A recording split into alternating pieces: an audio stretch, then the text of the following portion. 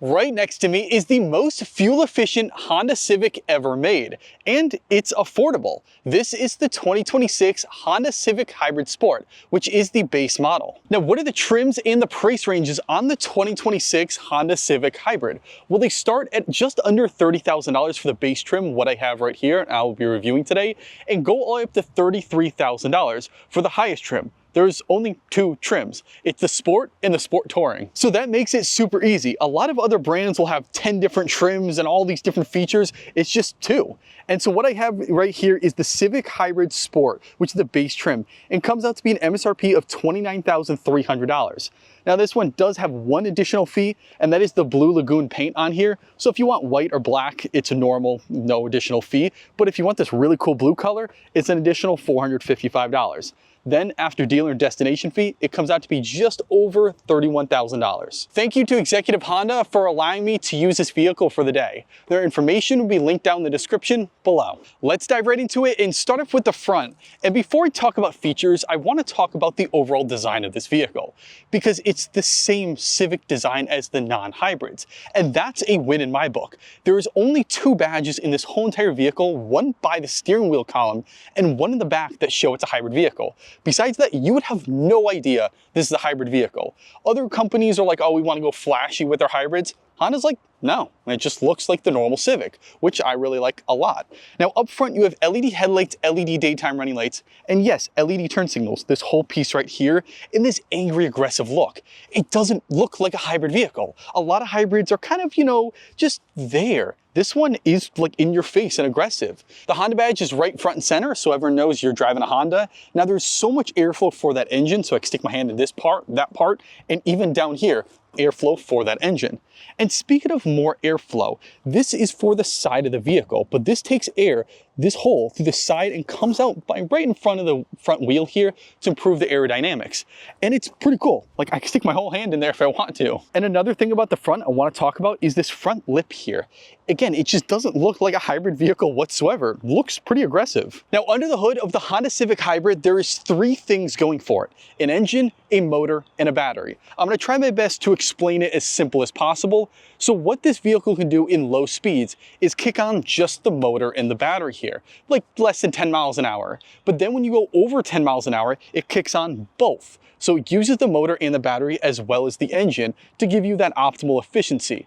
And then when you go up to highway speeds, like 50 miles an hour plus, then it just kicks on the engine and then regenerates the battery. So when you go back down to low speed, it'll use it again. So the engine is a 2-liter naturally aspirated 4-cylinder engine here that's paired up with a 1.1 kilowatt hour battery and dual system motor. So one of the motors is for spinning the front wheels and the other motor is for your electrical systems. Now with the engine and the battery combined, this vehicle pushes out 200 horsepower and 232 foot-pounds of torque, which makes this vehicle go 0 to 60 in 6.3 seconds, rough estimate, which is 0.2 seconds faster than the Civic Si. So yes, in your hybrid Civic, you're faster than the sporty Civic, which makes this vehicle really cool, and not a lot of people are talking about it in my opinion, because like I talked about, the only stickers in this vehicle that show that it's hybrid is by the wheel there, if you could see that. Sorry if I didn't show it properly, I'll cut to it. And in the back here that says hybrid. So if you want to just take all those badges off, and you could be faster than a Civic Si. Imagine pulling up next to an Si and being like, okay, let's go for a race, and take them in the race. And you're just driving a hybrid Civic, which is pretty cool. And altogether, this vehicle gets an average of 49 miles to the gallon.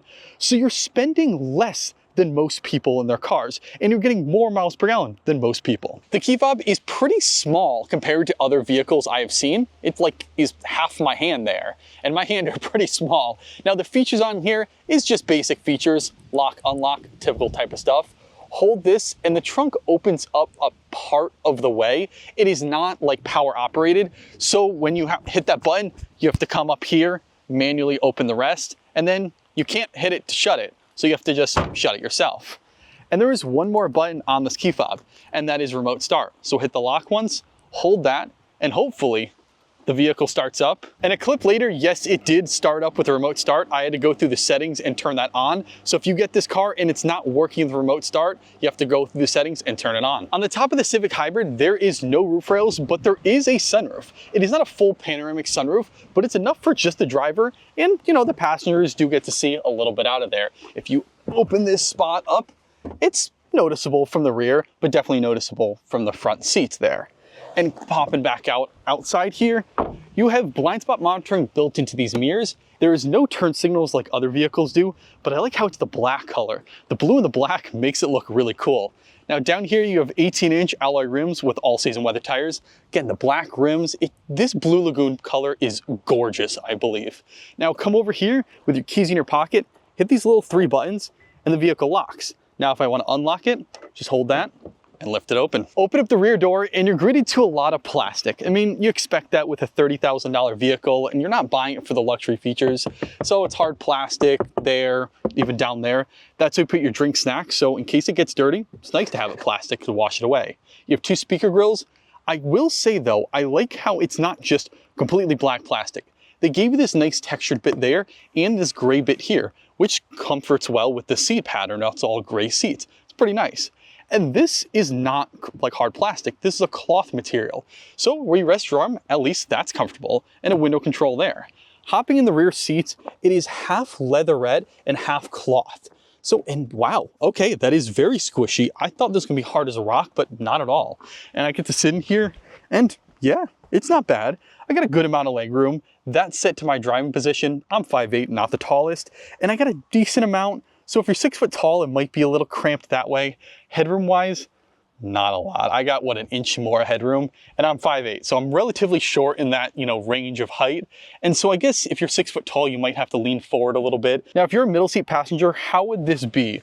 Well, I'm not gonna say comfortable per se, because there's a hump the size of Mount Everest here, so you're gonna have to man spread in this vehicle, which does leave a little bit less room for the other passengers, but I still think 3 adults can fit in here perfectly fine if they need to. Now, if there's no middle seat passenger, just pull this down and you got a cup holder armrest.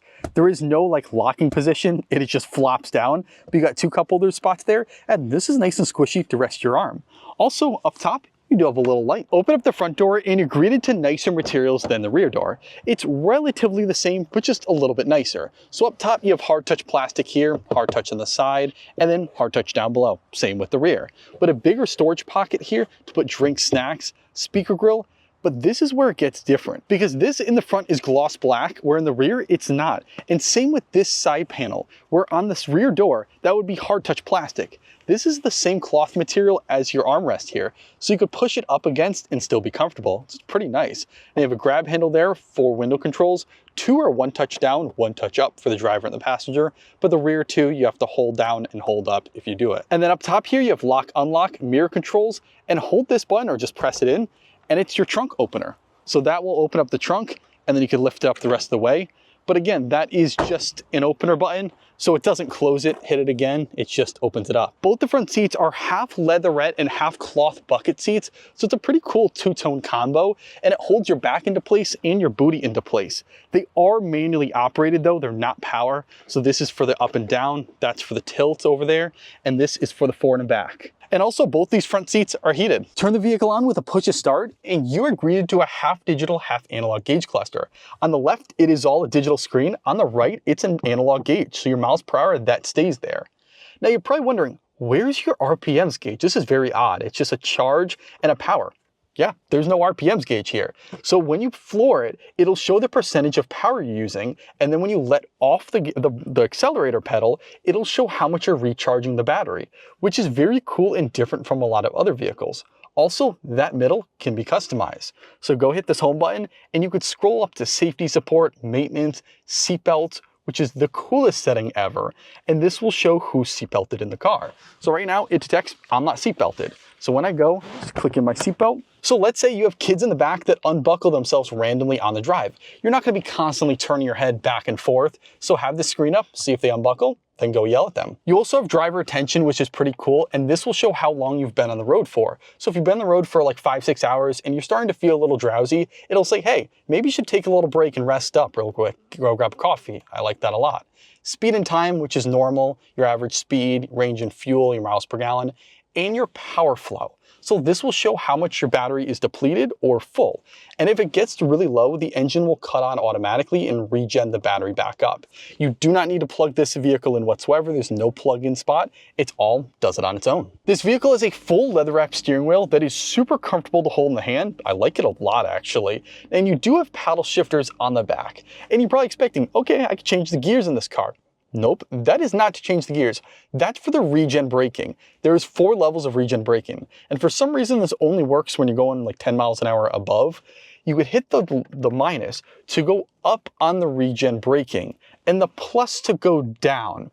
Yeah, that is the really odd thing. I don't know why it's reversed, but it is what it is. A very simple explanation of regenerative braking is turning kinetic energy into electrical energy. So as the vehicle starts to slow down, it will use those motors to regenerate back into the battery. There's buttons on the left side and right side of this steering wheel. On the left side, it's more your media controls that control that screen there, and up on the music, down, left and right to change the different songs, as well as hitting source, and that'll change from Android Auto, Apple CarPlay to AM/FM radio.